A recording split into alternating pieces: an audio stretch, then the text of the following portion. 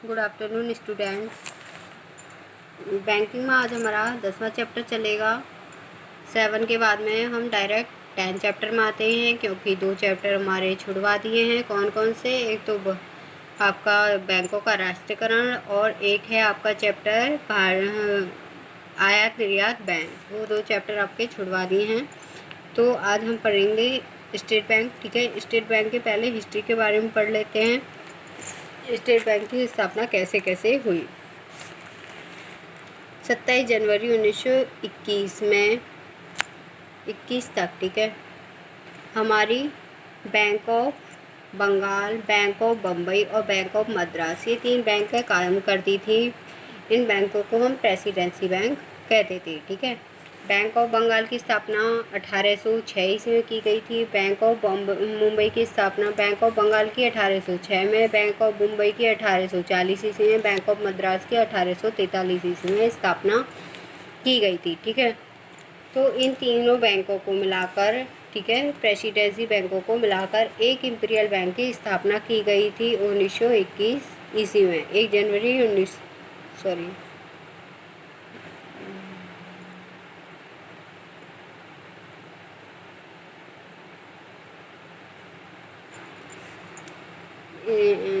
1921 में imperial bank of India की स्थापना की गई थी। जो हमारे इंपीरियल बैंक था उसको कुछ विशेष अधिकार प्राप्त थे। ठीक है, यह अन्य बैंकों से हटके थी। इसे जो हमारे इसका जो मतलब कि इसका जो कार्यभार था वो अंग्रेज़ों के हाथ में था। तो ये अंग्रेज़ों के तरीक़ों से कार्य करती थी और इसको कुछ विशेष अधिकार भी प्राप्त थे भारतीय बैंकों की तुलना में। ठीक है, तो ये सारे रिजर्व बैंक कार्य करती थी वो सारे काम पहले इंपीरियल बैंक करती थी। जैसे साख पर नियंत्रण करना, सरकारी बैंकरों का कार्य करती थी। ये बैंकों का बैंक थी जो हमारी इंपीरियल बैंक थी। वो समस्त कार्य हमारी इंपीरियल बैंक ही करती थी। ठीक है, जो कि रिजर्व बैंक की स्थापना से पूर्व काम जो चलते थे वो सारे बैंक इंपीरियल बैंक ही करती थी। लेकिन 1935 ईस्वी में रिजर्व बैंक की स्थापना हो गई थी। उसके बाद से सारे कार्य रिजर्व बैंक ही करती थी। इसके सारे कार्य समाप्त कर दिए थे। कब की गई थी रिजर्व बैंक की स्थापना? 1 अप्रैल 1935 को। कब? 1 अप्रैल 1935 को। 1 नंबर में क्वेश्चन आता ही है आपका। ठीक है, तो आपकी जो रिजर्व बैंक की स्थापना करने के बाद में इसके सारे कार्य समाप्त कर दिए थे, क्योंकि ये जो बैंक था विशुद्ध व्यापारिक बैंक रहा था। ठीक है, इंपीरियल बैंक का राष्ट्रीयकरण करने के लिए हमारी जो एक जांच समिति थी उसने सिफारिश की थी कि इंपीरियल बैंक का राष्ट्रीयकरण कर दिया जाए और इसका मतलब कि स्टेट बैंक में मिला दिया जाए। तो जो हमारी ग्रामीण बैंकिंग जांच समिति थी उसने रूरल एरिया की जांच की। ठीक है, उसमें बहुत सारी कमियां निकली, क्योंकि जो हमारी ये इंपीरियल बैंक थी वो ना तो ग्रामीण क्षेत्रों के लिए कृषि साख की व्यवस्था करती थी और न ही उन्हें किसी भी प्रकार की कोई मदद करती थी। तो हमारी एक अखिल ग्रामीण कौन सी थी हमारी? डी गोरीवाला की अध्यक्षता में अखिल भारतीय ग्रामीण साख सर्वेक्षण समिति ने ग्रामीण साख की एकीकृत योजना प्रस्तुत की।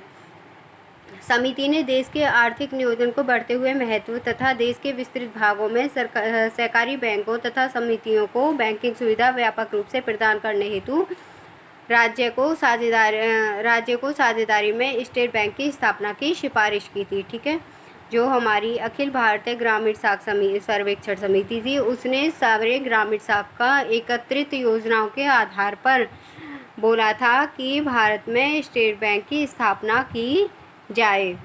और इंपीरियल बैंक की मतलब कि निरीक्षण जो किया गया था उसमें देखा गया था कि इंपीरियल बैंक सही ढंग से कार्य नहीं कर रही है, वो कृषि के लिए साख प्रदान नहीं कर रही है। ठीक है, उसे देने में साख की सुविधा देने में असमर्थ है, इसलिए इंपीरियल बैंक को स्टेट बैंक में परिवर्तित करना उचित होगा। तो ये थी स्टेट बैंक की स्थापना। स्टेट बैंक की जो स्थापना की गई थी 1 जनवरी 1955 को की गई थी। 1 जनवरी 1955 को इंपीरियल बैंक की स्थापना स्टेट बैंक की स्थापना की गई थी। इंपीरियल बैंक के दोष, इंपीरियल बैंक के क्या क्या दोष हैं?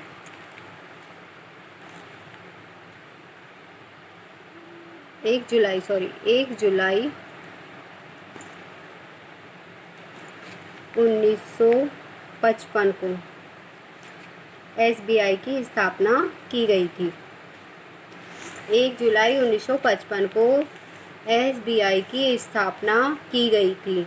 अब पढ़ेंगे हम इंपीरियल बैंक के दोष। किन किन दोषों के कारण स्टेट बैंक की स्थापना हुई?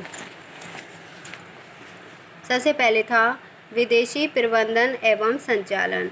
जो हमारे इंपीरियल बैंक थी वो विदेशों के अधीन रहकर ही कार्य करती थी। उनका जो प्रबंध एवं संचालन था वो अंग्रेज़ों के अधीन था। जिस प्रकार से हमारी विदेशी बैंक करती थी उसी प्रकार से ये भी अपना प्रबंधन एवं संचालन करती थी। भारतीय तरीके से नहीं करती थी, न ही ये कोई केंद्रीय बैंक था।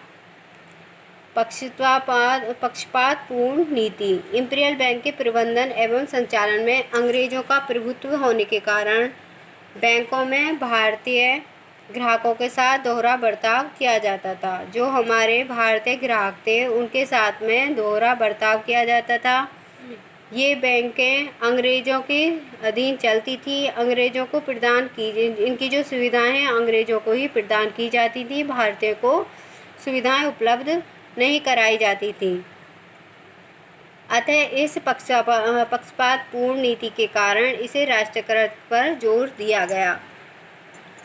अधिकारों का दुरुपयोग। ये जो बैंक थे इसे जो विशेष अधिकार प्राप्त थे अन्य बैंकों की तुलना में उसका दुरुपयोग करती थी। ये विदेशों के लिए ज़्यादा कार्य करती थी और जो हमारे भारतीय लोग थे उनके लिए कार्य नहीं करती थी। उनके प्रति ईर्ष्या मतलब कि इसके जो हमारा इंपीरियल बैंक था भारतीयों के प्रति ईर्ष्या थी। भारतीय व्यापारिक बैंकों से प्रतियोगिता।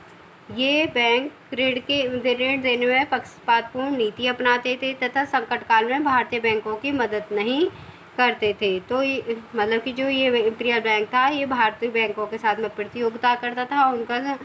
उनको आर्थिक मदद नहीं देता था जब कोई संकटकालीन समय आ जाता था।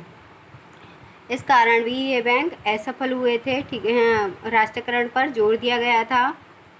नई शाखा खोलने की दोषपूर्ण नीति। ये जो बैंकें थीं ग्रामीण क्षेत्रों में अपनी शाखा स्थापित करने पर ध्यान नहीं देती थी, केवल केंद्रीकरण की प्रवृत्ति को ही बराबर देती थी। जहाँ पर मतलब कि बैंक जाता है वहीं पर ये अपनी शाखाओं को स्थापित करना चाहती थी। शहरी क्षेत्रों में, ग्रामीण क्षेत्रों में नहीं। ये हुंडियों को पुनः बुनाने की उपेक्षा करती थी। मतलब कि ये हुंडियों को पुनः बनाने की उपेक्षा पुनः नहीं बुनाती थी और तथा व्यक्तिगत नगद साख को अधिक महत्व देती थी। व्यक्तिगत और नगद साख को ये अधिक महत्व दे देती थी हुंडियों को बुनाने की अपेक्षा। कृषि व्यवसाय की उपेक्षा। भारतीय अर्थव्यवस्था के कृषि प्रधान होने के बावजूद भी इस बैंक ने कृषि क्षेत्र संबंधी साख आवश्यकताओं की ओर कोई ध्यान नहीं दिया था। ग्रामीण क्षेत्रों में बैंकिंग सुविधाओं का विस्तार नहीं होना। जो हमारे ग्रामीण क्षेत्र थे उसमें ये अपनी शाखाएं स्थापित नहीं करती थी, केवल शहरी इलाकों में ही, शहरी क्षेत्रों में ही अपनी